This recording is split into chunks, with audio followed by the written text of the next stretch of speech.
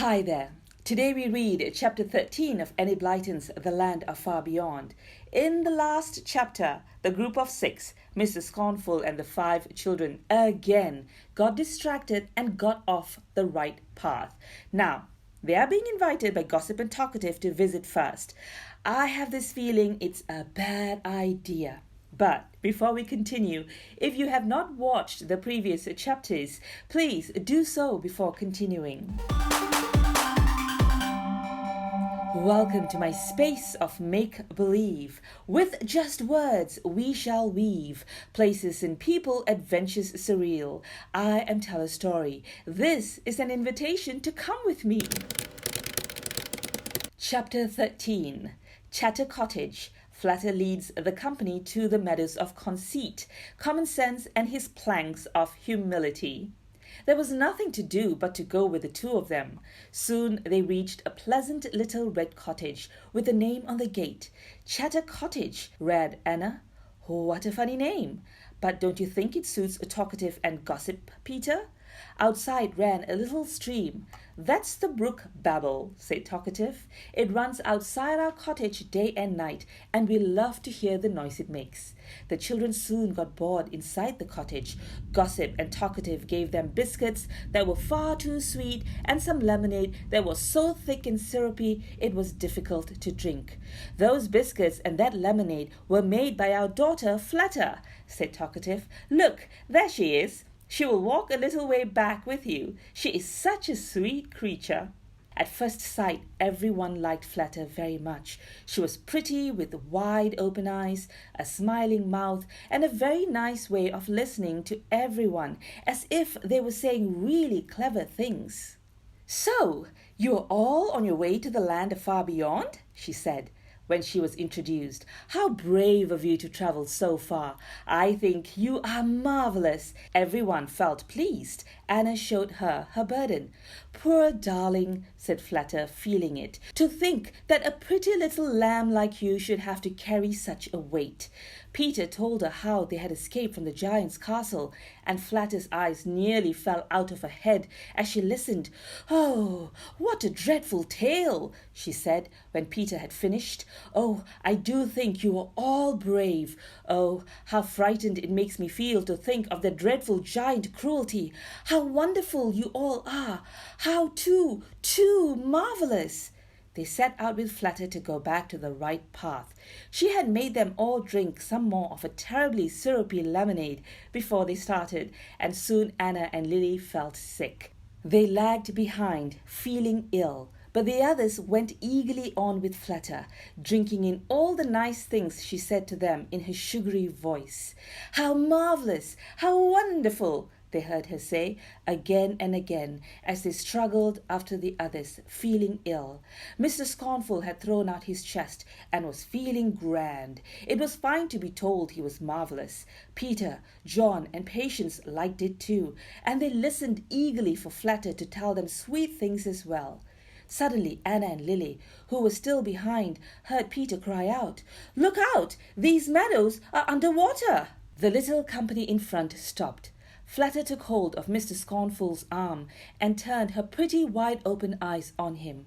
"Oh dear, I've been so pleased at talking to you dear things that I've led you into the meadows of conceit. I forgot that they are flooded just here. Dear Mr. Scornful, could you please carry me over them? I don't want to get my feet wet." Mr. Scornful didn't at all want to carry anything more than his burden, and he felt very vexed with Flatter at bringing them into flooded meadows. He picked her up in his arms. She looked such a dainty, pretty little thing, but once he had to carry her over the meadows of conceit, she felt very heavy indeed. He waded out into the meadows. Peter, Patience, and John followed, their feet splashing in the shallow water. Lily and Anna did not follow. "Let's wait and see the way they get out, and then follow," said Anna. "How stupid of Flatter to lead us wrong. She talks too much." The others waded into the meadows, but no matter in what direction they went, they could not seem to come to drier ground. Mr. Scornful turned round and saw Lily and Anna standing far behind. "Go and get help!" he shouted. "We can't splash about here all day." Anna and Lily looked around to see if there was anyone to help them. A man was walking in a field not far off. They ran to him. "Oh, please," they said, "could you come and help? Some friends of ours are splashing about in the water meadows there and can't get out." The man, whose name was Common Sense, looked up. He took up his stick and went with Anna and Lily to the edge of the flooded meadows. He set his hands to his mouth and shouted to the others, "I'll get some planks for you and lay them across the meadow. I know the least flooded bits." He went to a pile of curious planks lying neatly stacked behind a hedge. They were very thin and shiny, and the two girls did not think they would take the others safely out of the meadows. "They don't look as if they are made of wood," said Anna. "They are not," said Common Sense. "They are made of a rare stuff called humility. Humility can always get people out of the flooded meadows of conceit."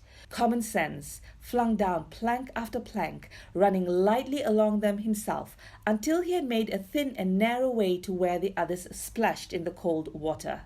"Come along," he said. "Walk carefully and you will reach dry ground." Mr. Scornful stepped on a plank first, but as he could not see where he was going because he was still carrying Flatter, he promptly slipped right off the curious plank and fell heavily into the water. Then Flatter showed her other side and began to call Mr. Scornful all kinds of horrible names.